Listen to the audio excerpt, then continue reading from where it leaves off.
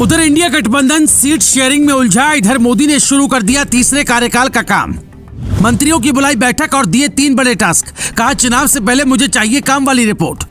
कौन मंत्री बनेगा, किसकी सांसद पद से भी छुट्टी होगी, हो गया तैयार, जानिए कब होगा चुनाव का ऐलान। प्रधानमंत्री नरेंद्र मोदी हिंदुस्तान के एक ऐसे पीएम बन गए जिन्होंने चुनाव से पहले ही तीसरे कार्यकाल का काम शुरू कर दिया है। बुधवार को जब उन्होंने मंत्रियों की बैठक बुलाई तो उन्हें साफ साफ कहा कि चुनाव की चिंता से हटकर काम वाली बात भी होनी चाहिए। इस दौरान उन्होंने हर मंत्री को 3 बड़े टास्क दिए। पहला, हर मंत्री अगले 100 दिन का एक्शन प्लान बताए। दूसरा, अगले 5 साल के लिए आपका क्या रोड मैप है, रिपोर्ट पेश कीजिए।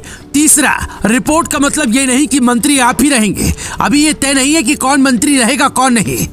इसके आगे मोदी ने यह भी साफ कर दिया कि हमारी सरकार अगले 5 साल का रोड मैप तैयार करके काम शुरू करेगी। चुनाव के बाद रिजल्ट क्या आता है हमें वो नहीं सोचना, जिसे जनता चाहती है वो सत्ता की कुर्सी तक खुद ब खुद पहुंच जाता है। हालांकि पीएम मोदी के इस भरोसे को कुछ लोग ओवर कॉन्फिडेंस भी बता रहे हैं। विरोधियों का ये कहना है कि कभी कभी अति आत्मविश्वास काफी गलत परिणाम देता है, इसीलिए मोदी जी को अभी अपने दूसरे कार्यकाल का ही काम करना चाहिए। हालांकि कुछ लोग ये भी पूछ रहे हैं कि क्या सरकार का कार्यकाल कोई सिलेबस की तरह है जो 1 साल या 5 साल पूरा होते ही खत्म हो जाता है और फिर अगले क्लास का सिलेबस उठाना पड़ता है। पर जिसे जो कहना है कहे, मोदी अपने मन की सुनते हैं और इसी मन की सुनने के चक्कर में उन्होंने कई ऐसे काम कर दिए जिसकी फाइलों पर पिछली सरकारों ने धूल जमा रखी थी। चाहे वो आर्टिकल 370 को हटाने की बात हो या 3 तलाक खत्म करने की, यहाँ तक कि भव्य राम मंदिर और भव्य काशी विश्वनाथ मंदिर का सपना भी मोदी सरकार में ही पूरा हुआ। जिस दौर में दुनिया के कई देशों की अर्थव्यवस्था की हालत खराब है, उस दौर में भारत की अर्थव्यवस्था अगर पटरी पर है तो वो मोदी सरकार के लिए खुशी की बात है। मोदी को भरोसा अपने 10 सालों के काम पर है, इसीलिए वो कहीं भी जाते हैं तो माइक पकड़कर सीधे लोगों से पूछते हैं कि बताइए हमारी योजनाओं से आपकी जिंदगी में बदलाव आया या नहीं। अब तक किसी प्रधानमंत्री ने इतने रूट लेवल पर जाकर चुनाव अभियान नहीं चलाया, इसीलिए जनता को विकास की गारंटी देकर खुद की जीत की गारंटी मोदी बड़ी चालाकी से ले रहे हैं, क्योंकि जनता को काम चाहिए और पार्टियों को सत्ता। जब ये संतुलित रहती है तो एक ही पार्टी सत्ता में रहती है, और जब ये संतुलन बिगड़ जाता है तो फिर हाल कांग्रेस वाला हो जाता है, जिसके बाद विपक्ष के भी कई नेता कहने लगते हैं कि चुनाव की क्या जरूरत है जब मोदी जी को ही जीतना है। पर चुनाव के बगैर लोकतंत्र कैसा? लोकतंत्र पर ध्रुव राठी का एक वीडियो भी खूब तेजी से वायरल हो रहा है, जिसमें ध्रुव राठी का ज्ञान ये बताता है कि भारत में लोकतंत्र बचा ही नहीं।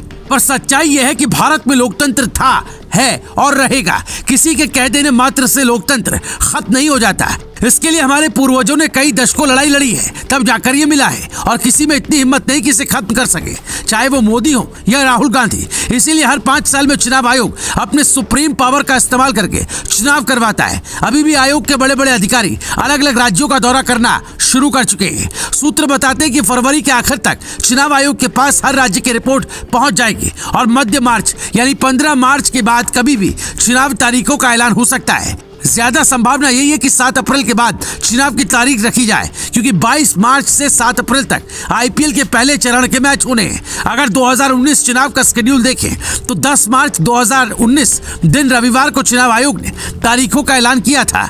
11 अप्रैल से 19 मई के बीच 7 चरणों में चुनाव करवाए गए थे। 23 मई को रिजल्ट आया था। बिहार, यूपी और पश्चिम बंगाल में सबसे ज्यादा 7 चरणों में चुनाव हुए थे।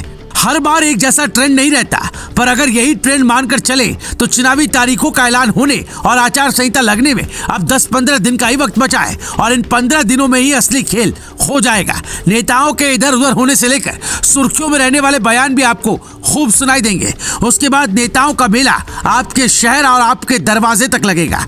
फिर आपको तय करना है कि वोट किसे देंगे। Bureau report, global Bharat TV.